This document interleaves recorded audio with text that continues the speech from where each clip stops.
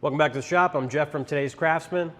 We've been working through this white oak job, and John came by today because we're getting ready to spray our second and third coats on everything.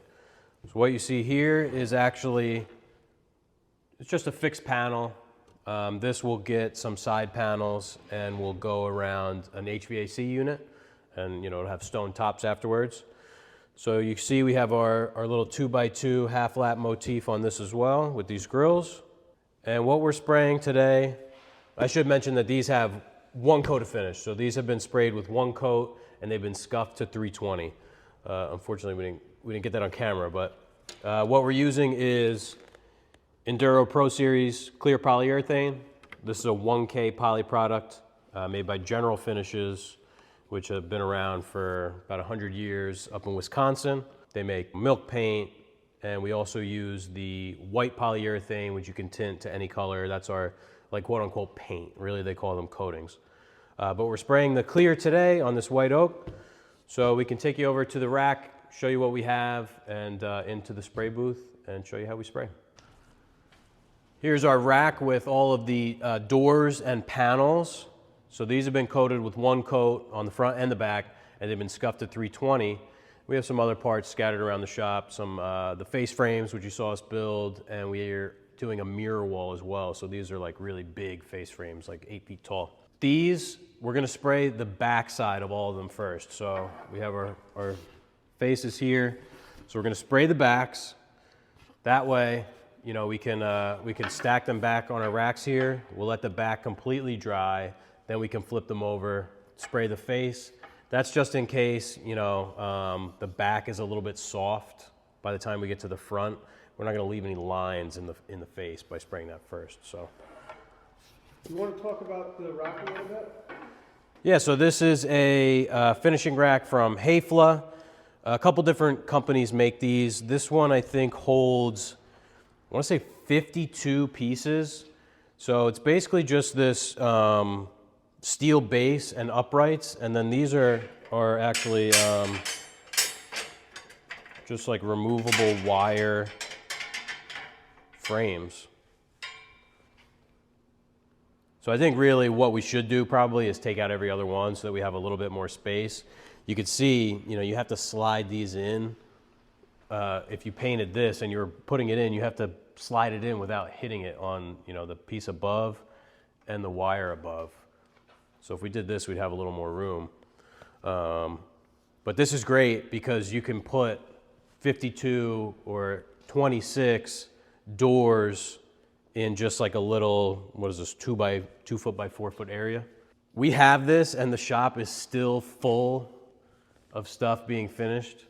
So without this, every horizontal surface in the shop would be full of parts. So it comes in very handy. They're not cheap, but they're definitely worth the money. How much is it? This, I think it goes for like just under 500 bucks. There's a couple different brands. Paintline makes one. You can get them from Hayfla, from Richelieu, or you can make them.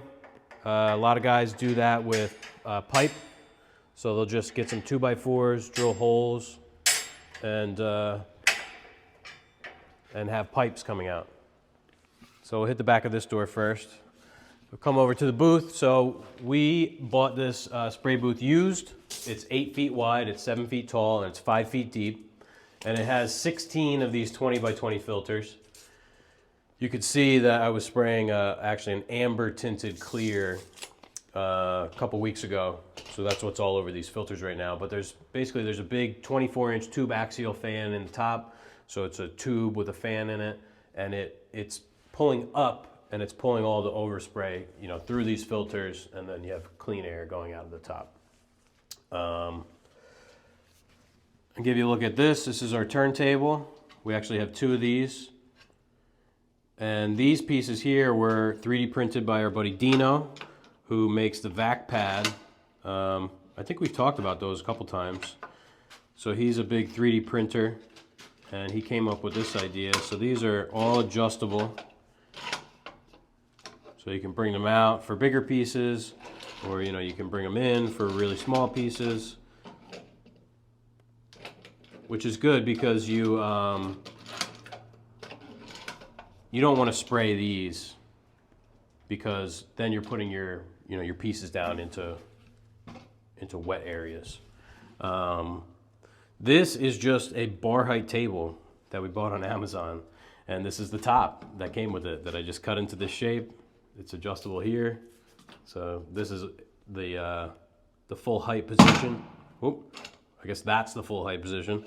And we have two of them. So what happens a lot of times is we have to spray larger items like those big face frames over there. They're 3 feet wide and 8 feet long, and they're made up of all these cross pieces. So what I can do is I can actually set these up, space them out, and like this, I'm able to hit these pieces and I get full support, but I'm not spraying. If you were to sit a piece like this is no good because you're trying to spray this, but you're also spraying this, and they're gonna get stuck together. You're gonna have an ugly line there.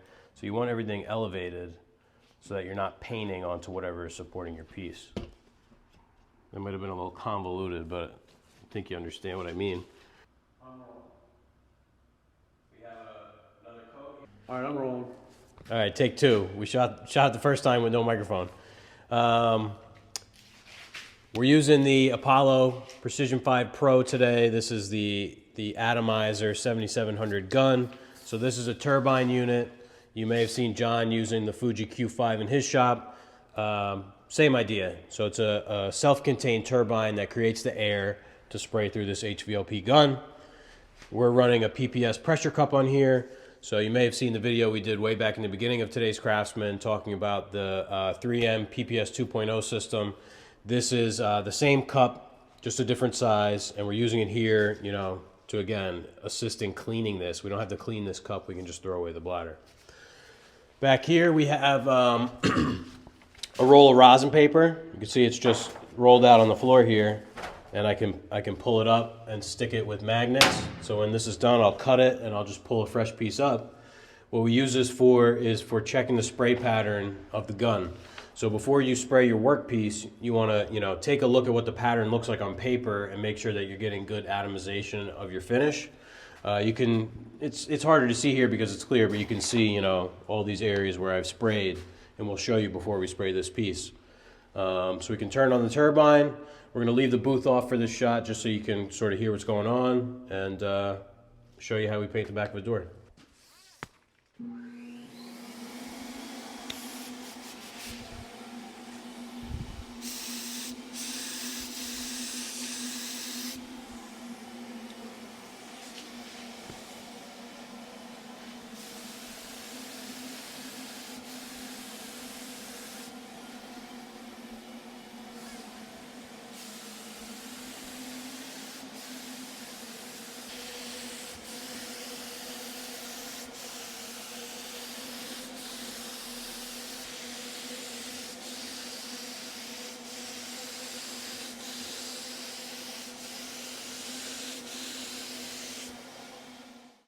So there was a little view of spraying the backside of one of these doors.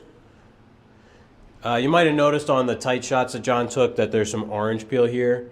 That'll actually level out over time, and I think we have a door that'll be ready to show you how it flattens out. What you need to do when you're setting up your gun is actually, do some test pieces, because it's always going to have some orange peel when it's wet, but as it dries after about 20-30 minutes with this type of water-based finish, it should level out nice and flat.